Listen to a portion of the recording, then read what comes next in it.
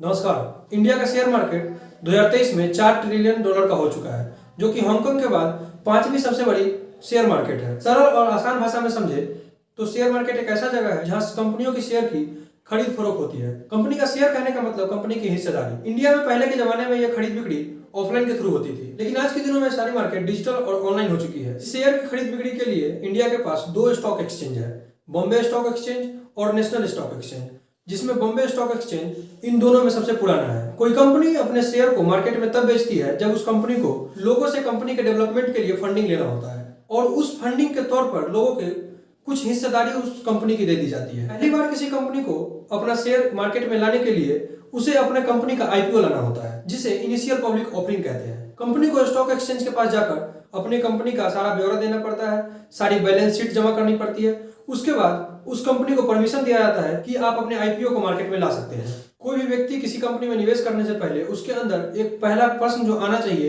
कि आखिर हम इस मार्केट में क्यों निवेश करें। इसके पीछे कई कारण हो सकती है, लेकिन जो इसमें मुख्य कारण है वो है आप अपने पैसे से पैसा बनाना चाहते हैं। आपको अपने पैसे से पैसा बनाने के लिए कई सारे ऑप्शन आपके सामने होंगे, जैसे एफडी में इन्वेस्ट करना, जैसे गोल्ड में इन्वेस्ट करना, जैसे रियल एस्टेट में इन्वेस्ट करना। आपके पास कई सारे ऑप्शन होती है, लेकिन कोई व्यक्ति शेयर मार्केट में निवेश करने को काफी अच्छा समझता है। आखिर ये क्यों है, इसे समझने की कोशिश करते हैं। जो कोविड से पहले लोग एफडी की तरफ ज्यादा अट्रैक्ट होते थे, वो आज शेयर मार्केट की तरफ डायरेक्टली अट्रैक्ट होते नजर आ रहे हैं। ये आखिर ऐसा क्यों है, इसे समझने की कोशिश करते हैं। अगर इंडिया के 4 बड़े बैंकों के अगर एफडी के इंटरेस्ट रेट को देखें तो एसबीआई का 3.5% से 6.5% का इंटरेस्ट रेट है, आईसीआईसीआई का 3% से 7% का इंटरेस्ट रेट है, और एचडीएफसी का 3% से 7% इंटरेस्ट रेट है। वहीं एक्सिस बैंक का 3% से 7% का इंटरेस्ट रेट है। ये सभी इंटरेस्ट रेट इंडिया के इन्फ्लेशन रेट को भी बीट नहीं कर पा रही है। इन्फ्लेशन को और आसानी से समझने की कोशिश करें तो इन्फ्लेशन वो चीज है, अगर किसी वस्तु को आज 100 रुपए में खरीद पा रहे हैं तो इंडिया के इन्फ्लेशन रेट के हिसाब से 7% की उसमें वृद्धि अगले साल देखी जाएगी,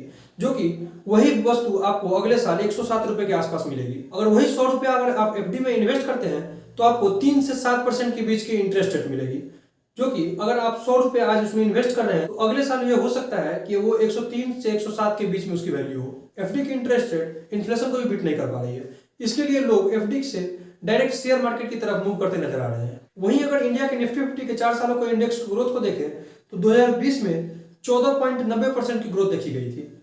वहीं 2021 में यह आंकड़ा 24.12% तक पहुंच चुकी थी। वहीं अगले साल 2022 में यह आंकड़ा कोविड के कारण गिरकर 4.32% तक बची रह गई थी। 2023 में यह आंकड़ा 19.42% तक देखी गई थी।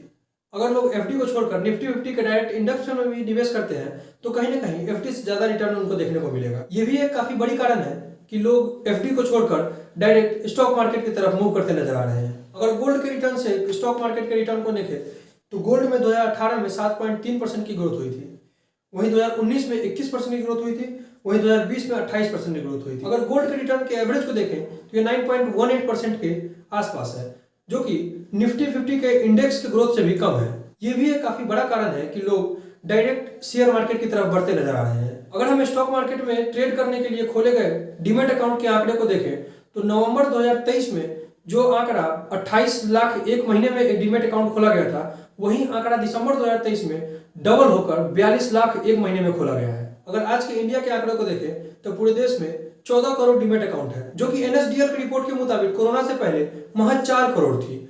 कोरोना के जस्ट खत्म होते ही यह आंकड़ा डबल होकर 10 करोड़ पहुंच चुकी थी, और आज के दिनों में यह आंकड़ा 14 करोड़ तक पहुंच चुकी है। कोविड में इस आंकड़े को इतनी तेजी से बढ़ने के कई सारे कारण हैं। पहला कारण कि कोविड में लोग पूरे दिन घरों में बैठे रहते थे और कुछ ना कुछ फोन पे स्क्रॉल किया करते थे। फोन पे ज्यादा समय बिताने से लोगों के अंदर स्टॉक मार्केट की तरफ इंटरेस्ट आया, जो कि लोगों के द्वारा हाथों हाथ उस चीज को लिया गया। दूसरा कारण कि कोरोना में लोगों की नौकरियां जा रही थी, लोगों को पैसा चाहिए था, और उस पैसे के लिए लोग का दूसरा ऑप्शन ढूंढना शुरू किए, जो कि एक स्टॉक मार्केट लोगों को उस ऑप्शन को फुलफिल करता नजर आया है। शेयर मार्केट में लोगों के इंटरेस्ट को जगाने में तीसरा और सबसे इंपॉर्टेंट जो कारण है वो है सोशल मीडिया पे आए गए नए नए इन्फ्लुएंसर। इस इन्फ्लुएंसर कैटेगरी में कुछ ऐसे इन्फ्लुएंसर हैं जो कि शेयर मार्केट के बारे में लोगों को गलत जानकारी देते हैं, और वो लोगों को गलत सपना दिखाते हैं, और लोगों के बीच पैसे का सपना दिखाकर वो अपना कोर्स वहां पे बेचते हैं। और लोगों को तो पैसा कमाने का शॉर्टकट चाहिए, इसके कारण लोग उस इन्फ्लुएंसर की बातों में आकर अपने सारी मेहनत की कमाई को गवाते नजर आ रहे हैं। शेयर मार्केट में फ्रेश एंट्री किए लोग कुछ ऐसे एक्सपेक्टेशन लेकर यहाँ पे आते हैं जो कि कभी उनकी पूरी नहीं हो सकती है।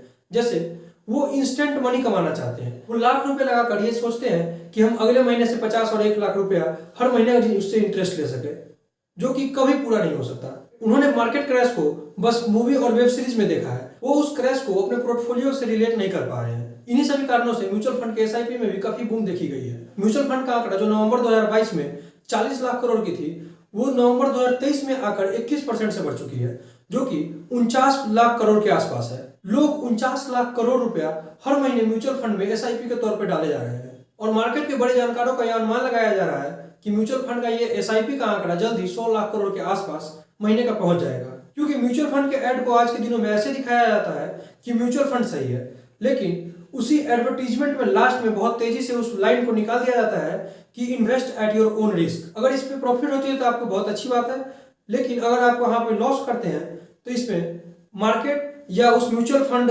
एनालाइजर और म्यूचुअल फंड मैनेजर का कोई वहां पे रिस्क नहीं है। और आज सोशल मीडिया के एडवर्टीजमेंट के कारण नए नए सो कॉल इन्फ्लुएंसर के द्वारा लोगों को पैसा कमाने का शॉर्टकट बताया जा रहा है। जो इन्फ्लुएंसर आज तक कभी खुद प्रॉफिट नहीं कमा पाए, वो लोगों को डायरेक्ट ऑप्शन ट्रेडिंग सिखा रहे हैं। आपने कई सारी ऐसी न्यूज़ें देखी होंगी कि इन्फ्लुएंसर जो खुद लॉस किया होता है, वो अपना कोर्स बेचकर उस लॉस से ज्यादा रिकवर कर चुका है। नए नए इन्फ्लुएंसर के द्वारा ऑप्शन ट्रेडिंग में बस ये बताया जाता है कि अगर मार्केट ऊपर की तरफ जा रही है तो आप कॉल ले लें, अगर मार्केट नीचे की तरफ जा रही है तो आप पुट ले लें। लेकिन इसमें प्रमोटर, एफआईडीआई और तमाम ऐसे बड़े संस्थान हैं जिनका डायरेक्ट इस मार्केट में कंट्रोल होता है, इसके बारे में कोई जानकारी नहीं दी जा रही। यही सब कारण हैं कि अगर हम पिछले 4-5 साल के डाटा को देखें तो रिटेल इन्वेस्टर के द्वारा इंडियन स्टॉक मार्केट में 60,000 करोड़ की लॉस की गई है। ये वो सभी कंपनियां हैं जिन्होंने मार्केट में अपना 99% शेयर प्राइस लूज कर चुका है। आपको ये जानकर हैरानी होगी कि कॉक्स किंग, जिसका शेयर प्राइस 196 के आसपास था, आज वो 4 रुपए पे ट्रेड कर रहा है। जो यस बैंक, जिसका शेयर प्राइस 300 था, वो एक बार 13 रुपए पे ट्रेड करता नजर आया था। नए मार्केट में आए लोग इस ड्रास्टिक फॉल और क्रैश को अपने पोर्टफोलियो से रिलेट नहीं कर पा रहे हैं। इस फॉल में जितना बड़े बड़े इंस्टीट्यूशन का लॉस हुआ, उससे कहीं ज्यादा रिटेल इन्वेस्टर का लॉस हो चुका है। शेयर मार्केट खराब नहीं है अगर उसमें सही से इन्वेस्ट किया जाए तो। कुछ ऐसी स्ट्रेटजी है जिसे आप फॉलो करते हुए इस मार्केट में इन्वेस्ट करते हैं तो आपकी रिस्क टू रिवॉर्ड रेशियो काफी अच्छी हो जाएगी। जैसे diversification of portfolio, fundamental analysis of company, technical analysis of company, future demand of the company. ये कुछ ऐसी बातें हैं जिसे अगर आप दिमाग में रखकर किसी कंपनी में इन्वेस्ट करते हैं तो आपका रिस्क टू रिवॉर्ड रेशियो काफी बेहतरीन हो जाएगा, जो कि आपकी लॉस करने की संभावना को काफी कम कर देता है। डाइवर्सिफिकेशन ऑफ पोर्टफोलियो एक ऐसा टेक्निक है जिससे आप किसी एक कंपनी और एक सेक्टर को फोकस नहीं करके अपने पोर्टफोलियो को सारी कंपनी और सारी डेवलपिंग सेक्टर को इंक्लूड करके अपने पोर्टफोलियो को ग्रो कर सकते हैं। अगर इस टॉपिक की कंक्लूजन की बात करें तो नए नए इन्फ्लुएंसर के पोर्टफोलियो के दिखावे से बचें और इस मार्केट में छोटे अमाउंट से निवेश करना शुरू करें। और सबसे बड़ी बात, इस मार्केट को समय दें, क्योंकि पैसा कमाने का कोई शॉर्टकट नहीं होता। बहुत बहुत धन्यवाद।